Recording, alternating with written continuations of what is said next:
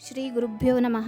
अयि विद्वद्वरेण्याः प्राचार्याः कालूरी हनुमन्तराववर्याः विभूषितनानाशास्त्ररत्नरूपाः धर्मशास्त्रादिविषये नदीष्णाः औषधनिर्माणशास्त्रपरमविज्ञानगहनगवेषणप्राप्तविद्यावारिधयः सुदीर्घाध्यापनप्रशासकीय अनुभवसम्पन्नाः भौतिकविज्ञानविशारदाः वाल्मीकीयरामायणव्यासप्रणीतमहाभारतगम्भीररहस्यनिधिमन्थनलब्ध रामायणमहाभारतसारविवेकप्रणेतारः सीताहरणसीताग्निप्रवेशादि अनेकपवित्रकाव्यकर्तारः आङ्ग्लनाट्यजगन्मुकुटमणेः शेक्स्पियर् महाकवेः त्रयाणां सुप्रसिद्धनाटकानां संस्कृते परमरमणीयहृद्यानुवादेन शेक्स्पियर् नाटकत्रयम् इति ग्रन्थरूपेण प्रदर्शितविलक्षणप्रतिभाः संस्कृततेलुगुभाषाव्याकरणविशारदाः नानानिबन्धकाव्यसङ्ग्रहप्रकाशनविभूषितवाङ्मयाः